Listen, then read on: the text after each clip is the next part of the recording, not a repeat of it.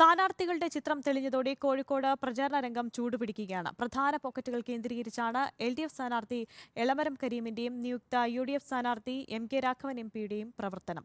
NDA സ്ഥാനാർത്ഥി MT Ramesh road ഷോയോടെ പ്രചാരണം തുടങ്ങി. LDF സ്ഥാനാർത്ഥി എളമരം കരീം വിവിധ പ്രദേശങ്ങളിൽ വിദ്യാർത്ഥികളോട് സംബന്ധിച്ചും പൊതുജനങ്ങളെ നേരിൽ കണ്ടും വോട്ടുറപ്പിച്ച് പ്രചാരണ രംഗത്ത് ബഹുദൂരം മുന്നിലാണ്. ഔദ്യോഗിക പ്രഖ്യാപനം എത്തിയില്ലെങ്കിലും MK രാഘവൻ MP ഒപ്പത്തിനൊപ്പമുണ്ട്. മുസ്ലിം ലീഗും സജീവമായി പ്രവർത്തന രംഗത്തുണ്ട്.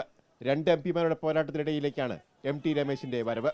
പ്രചാരണ രംഗത്ത് പിന്നിലായ NDA സ്ഥാനാർത്ഥി MT രമേശ് പ്രഖ്യാപനത്തോടെ സജീവമായി. കോഴിക്കോട് നഗരത്തിൽ റോഡ് ഷോ സംഘടിപ്പിച്ചു. മോദി സർക്കാരിന്റെ വികസന നേട്ടങ്ങൾ ഏറ്റെടുക്കാനുള്ള എതിർ സ്ഥാനാർത്ഥികളുടെ ശ്രമങ്ങളെ MT രമേശ് പരിഹസിച്ചു. പരിഹാസ്യമായിട്ടുള്ള കാര്യമാണ്. കാരണം നരേന്ദ്രമോദി സർക്കാരിൻ്റെ വികസന പ്രവർത്തനങ്ങൾക്കിടെ ചാമ്പ്യൻ എങ്ങനെയാണ് നിലവിൽ MP ആവുക? ഇത് നരേന്ദ്രമോദി സർക്കാർ രാജ്യം മുഴുവൻ നടത്തിയിട്ടുള്ള വികസനത്തിൻ്റെ ഭാഗമാണ്. അത് കോഴിക്കോടും കിട്ടുന്നത് മാത്രമേ ഉള്ളൂ. അതിൻ്റെ അവകാശവാദം ഏറ്റെടുക്കുന്ന അങ്ങേയറ്റം പരിഹാസ്യമായിട്ടുള്ള ഏർപ്പാടാണ്. തെരഞ്ഞെടുപ്പ് പ്രഖ്യാപനം വരുന്നതിന് മുമ്പ് തന്നെ പ്രചാരണം കൊട്ടിക്കേറിയ അവസ്ഥയിലാണ് കോഴിക്കോട് മണ്ഡലം. റിപ്പോർട്ടർ, കോഴിക്കോട്.